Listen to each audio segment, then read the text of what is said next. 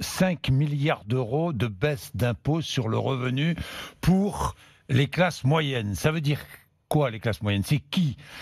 C'est entre 10 000 et 25 000 euros de déclaration de revenus sur l'année?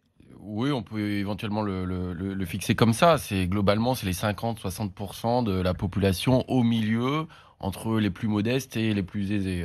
Et en gros, ça va d'un SMIC à 2 SMIC.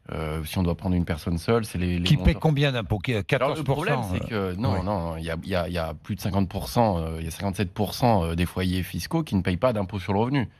Donc ça veut dire qu'une grande partie de la classe moyenne, quelqu'un au SMIC, ne paye pas d'impôt sur le revenu. Donc il y a déjà une grande partie des gens qui travaillent qui ne payent pas d'impôt sur le revenu. Eux bénéficieront de la prime d'activité qui a déjà été mise en place en décembre. Donc l'impôt sur le revenu, le problème, vu le calibrage, c'est que ça ne va pas forcément cibler les classes moyennes. C'est-à-dire que quelqu'un qui, alors, qui a cette des hauts baisse revenus, de 5 milliards va cibler qui? elle peut cibler une partie des classes moyennes, mais aussi les hauts revenus. Parce que si vous baissez les tranches d'entrée, les taux d'entrée, ça bénéficie aussi à ceux qui ont des niveaux de revenus élevés, c'est-à-dire l'ensemble des gens qui payent l'impôt sur le revenu, c'est-à-dire les 43% de foyers fiscaux. Et dedans, vous n'avez pas uniquement des classes moyennes.